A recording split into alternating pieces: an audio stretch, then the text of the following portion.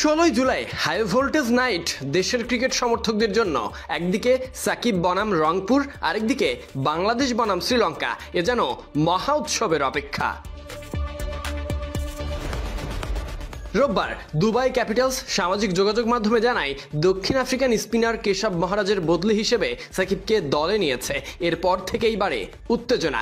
Global super লিগে দ্বিতীয় আসর শুরুর অপেক্ষা। উদ্বোধনী ম্যাচের পর 16 জুলাই দ্বিতীয় ম্যাচে প্রতিপক্ষ আবার বিপিএল থেকে যাওয়া দল রংপুর। তাই অদ্ভুত এক আবেগ কাজ করবে এই ম্যাচ ঘিরে। আরেকদিকে বাংলাদেশ শ্রীলঙ্কা ম্যাচ একই দিন, আবার রাতে। সমর্থকদের নজর তাই কলম্বো থেকে গাইনাতে। গ্লোবাল সুপার লিগ টুর্নামেন্টের উদ্বোধনী ম্যাচে মাঠে নামবে সাকিবের দুবাই এবং সেন্ট্রাল স্টেগ।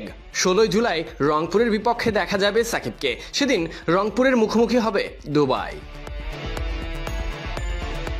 এর আগে দফায় দফায় সাকিব রংপুরের হয়ে খেলবেন এমন কথা শোনা গেছে, তবে দেশের অভ্যন্তরীণ পরিস্থিতি বিবেচনা করে তার সম্ভব হয়নি। খেলোয়াড় হয়ে আবারও দেখা যাবে সাকিবকে গ্লোবাল সুপার লিগে, খেলবেন দুবাই ক্যাপিটালসে। সুতরাং রংপুরকে প্রতিপক্ষ হিসেবে পাচ্ছে।